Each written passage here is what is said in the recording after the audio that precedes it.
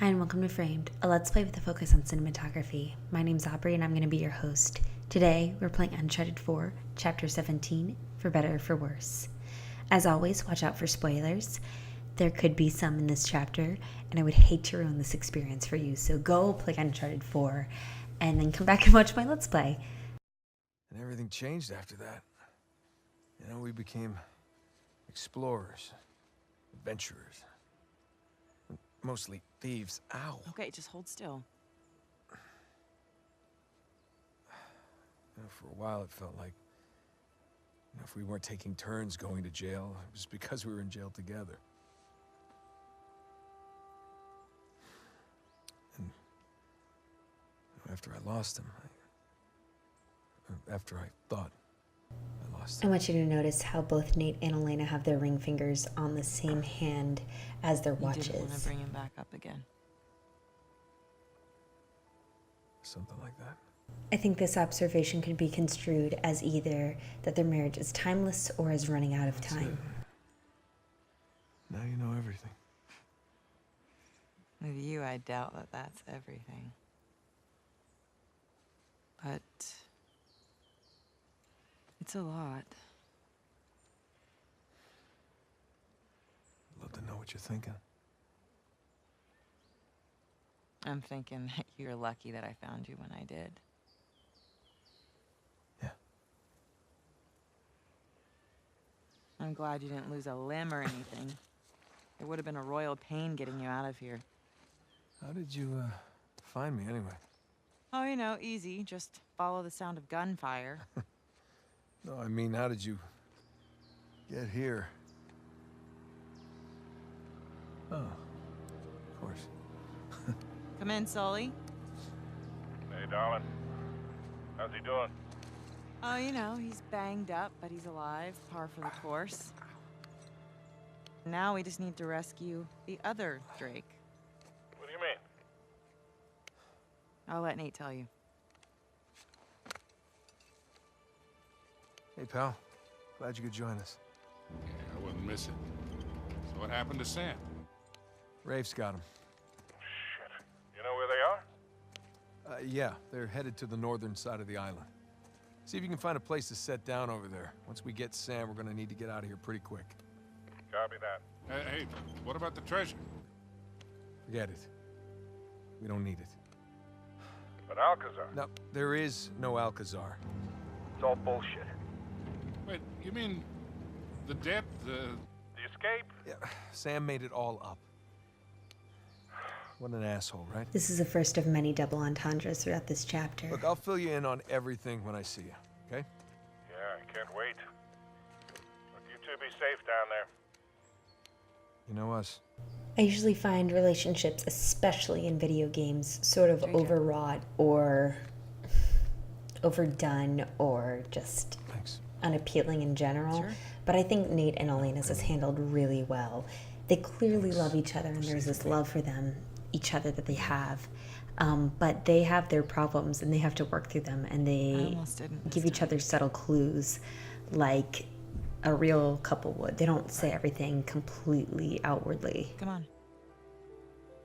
I got us a ride. Up there. I borrowed it from your shoreline friends. You slid all the way down from there? Yeah, it was the quickest way to get down I here. really like how we can No, hear just how gotta Nate is impressed Figure out another way back and up. allured a little bit by his wife all over again. I think it's interesting that these two trees are growing right next to each other and one is reaching out towards the other with its roots.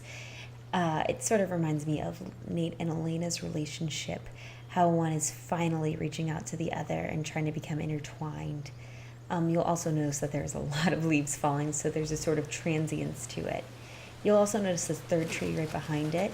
I think it's sort of symbolic of Sam, Nate, and Elena. So Sam's in the background, and he's important, but he's not in the forefront. Over here. Nate, can you find a way out of there? Looks like a dead end. Well, maybe the elevator still works. I doubt it. 300 years old. Been exposed to the weather, and who knows if it ever Got it. Oh, look, it works. So while Nate's naysaying and doubting and trying to think of all the logical reasons why this machine won't operate, Elena just trusts that it will, and it works out for her.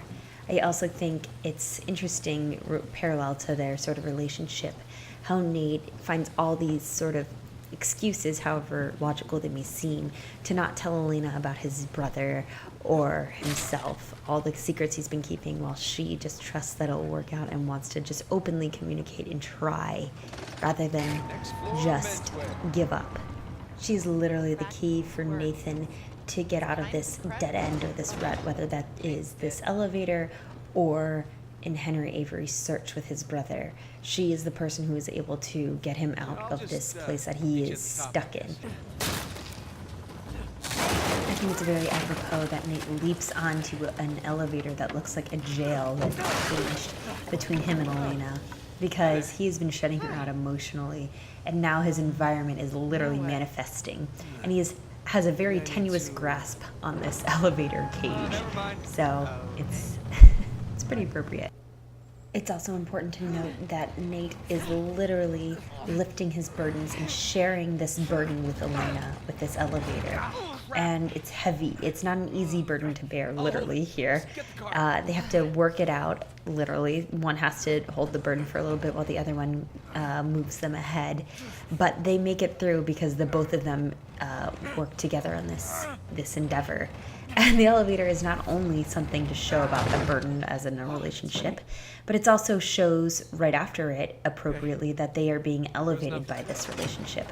Not just because it's an elevator, but because it's what's right and what works for both of them. It's mutually beneficial, but only when they're honest with each other. I like the choice Naughty Dog made to keep this sort of quiet moment in.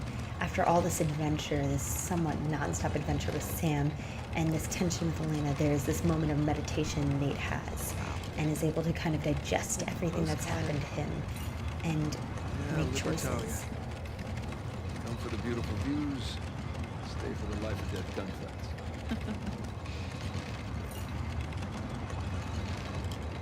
So what made you change your mind?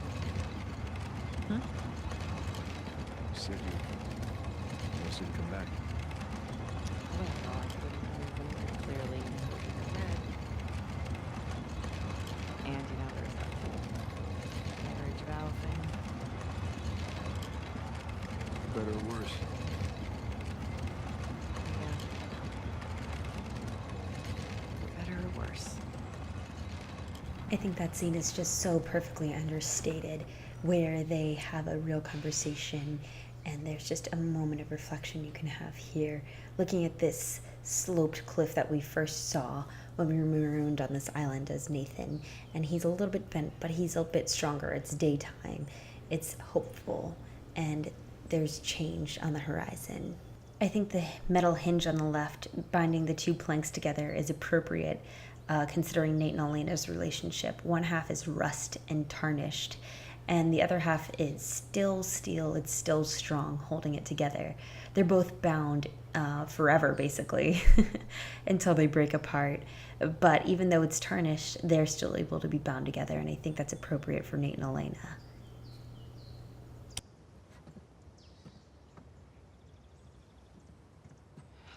Here. Give me a hand with this. Right. Okay. You know, even if you think that you're protecting me, you don't have a right to shut me out like that. No matter what it is, you're supposed to come to me so that we can work through it together as a team. I know that. Really, I do. It's just...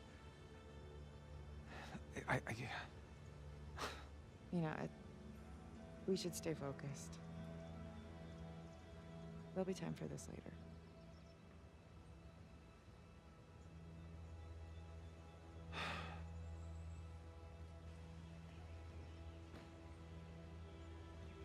Before they literally rose to the top, and before they were completely honest with one another, the elevator door was almost too much, almost broke them. But as soon as they were talked to each other, and both sides, they were able to lift this elevator door, which I don't think is any coincidence.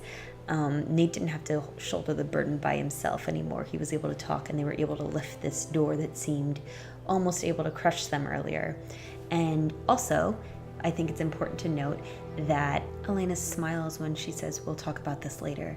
Even though their conflict's not resolved, it shows she's willing to stay with Nate, that there's still a hope and a future for the two of them together, where before Nate thought it was lost. So I think it's just a really nice, hopeful scene. And here we see the mountain glowing and everything's in midday and sunny and shiny. So even though the conflict's not completely resolved, it's a lot better than when he first started out on this island, marooned, both emotionally with Elena and also physically, literally alone, away from his brother and everything. So when it started out on this island completely dark and overcast and stormy, and now it's bright, full sun. We see the angels here, and traditionally angels have been associated with Sam, and right now they're also birds, but everything is literally crumbling, so I think this bridge is sort of symbolic of a broken promise or the shattered view of Sam. You will also notice that Sam and Elena are in this tumultuous river, and Nate and Sam made a promise, or at least a life-changing event, to become drakes, to go on this life of adventure, to become thieves. And right now, Nate and Elena are on this tumultuous river, and Elena followed Nate as long as she could, but she had to jump ship, or car as it were. And now Nate's on it alone a little bit, and he's literally about to crash and burn when he's able to grab onto this almost, not quite rootless tree, but look, right here, he's about to crash and burn if he had gone on that river path. And this tree that is threatening to be uprooted is falling down, but Elena's calling to him still and is still trying to reach out and help him. And so this path that they were on together for a little while and now back on again, she's literally his light, and she helps literally and figuratively lift him up to guide him on a different path.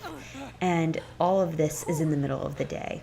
So I think that's important, because the fact that Nate and Sam made that promise or that goal to become treasure hunters at night, and now it's day, it's sort of the light and dark theme, the good and bad dichotomy reflected once again. It's just, I made a promise that I was done with this life. We both did. Yeah, but I broke it. I didn't tell you because I was afraid Afraid of what? of losing you. I guess I was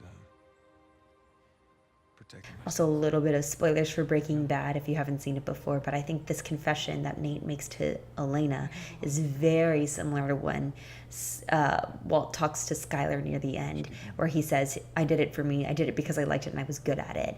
And so Nate's finally, after all these lies and all this deception, he's admitting his true motives, that he did it to protect himself. He shut Elena out, not because she's not capable, but because he was scared of the repercussions. And not that it's right, but he's at least honest now. And as soon as he confesses, he's awash in this white light, this almost ethereal light. And it's not that he's forgiven per se completely. Elena says there's still a lot of ground to cover, but he's on the path to at least his penance. And he's on the better path. And he's on a different shore now. We can see that the Henry Avery statue is literally behind Nathan now, and he's on a different side. Before, he was on the same side as Henry Avery. This looming gargantuan figure had always sort of dominated his life, and now Nate's on the other side.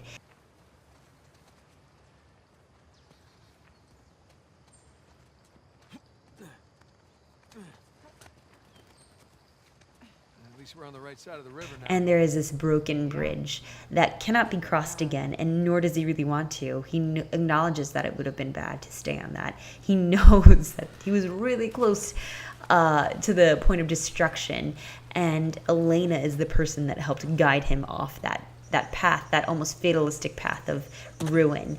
And she helped direct him to what's really important, at least to Nathan, and go away from that greed and lead him to what he values, which is her and family and all the other things, not these ephemeral treasures.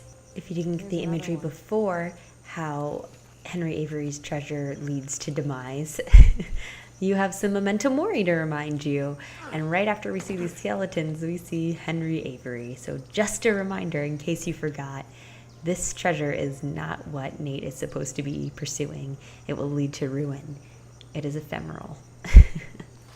that's where I'm going to leave it for now. I hope you all tune in next week. And if you can, comment, like, and subscribe. That would be super dandy. Thanks. Bye.